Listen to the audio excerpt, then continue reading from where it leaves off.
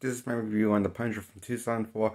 I'm giving the extended cut and director's cut a solid 5 out of 10 for being mediocre and completely forgetful and playing the whole thing safe while butchering the Punisher's name by having him not even take a single life until the third act during the finale. I recommend this movie for its cuts of the films.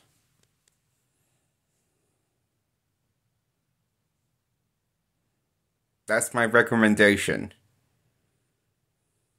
For me praising it and praising the highs and mountains this film.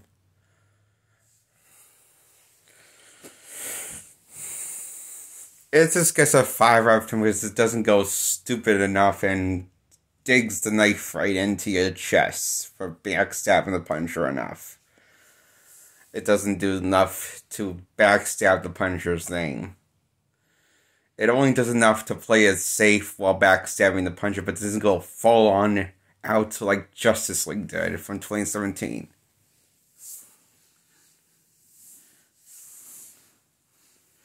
So, that's why it gets a 5 out of 10. Justice League gets a 10 out of 10 from 2017.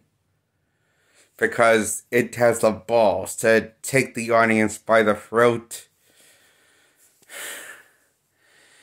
and piss on it. The throat. With every Justice League character being a punchline. As much of a punchline as they were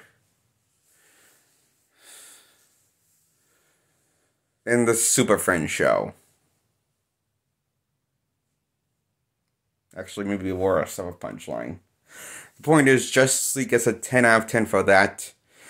And I would have to, like, if I hated on Justice League from 2017, I would have to hate on the first Avengers movie. And I couldn't do that to give myself, to give it less than a 10 out of 10.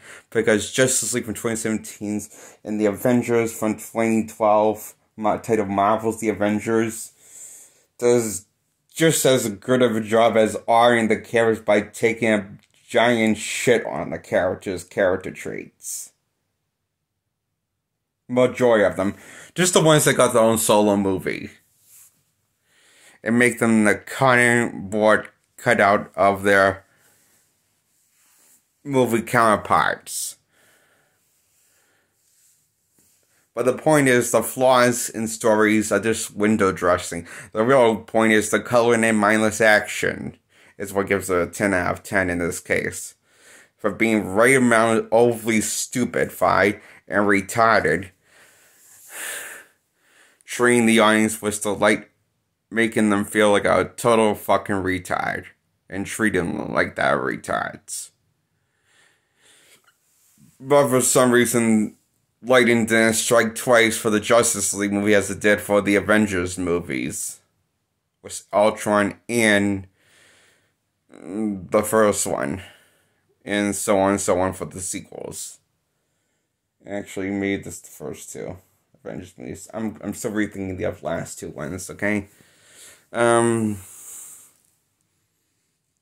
That's probably why people wasn't so, like, worldwide loving the Justice League movie, because they got sick of I don't know. I guess if it's whatever the reason is, the Justice League didn't strike twice didn't strike the same way the Avengers struck twice for that formula of the storytelling, as in making the bare bones absolutely batshit insane and stupid for retards. Even for retards, they wouldn't be like it makes. There's no way it makes sense.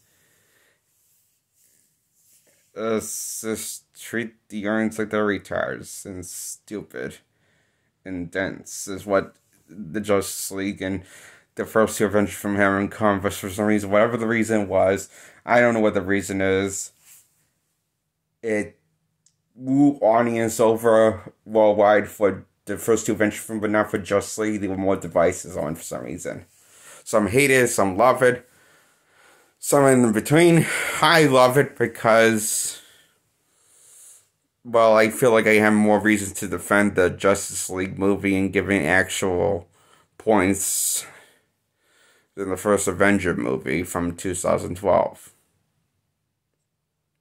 You know, in terms of having common sense choices. Yeah.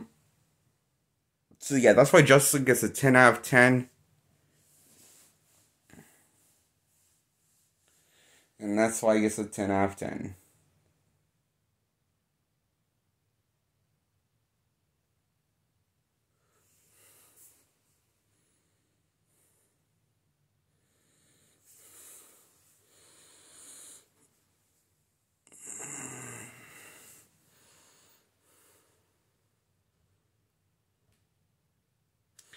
Subscribe to the video and like this video, give it a thumbs up, and I hope you guys might get more subscribers, I hope. Um,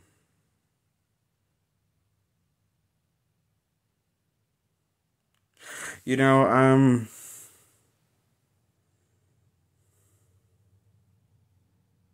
think that's it, all I want to say. Yeah, that's it. Bye.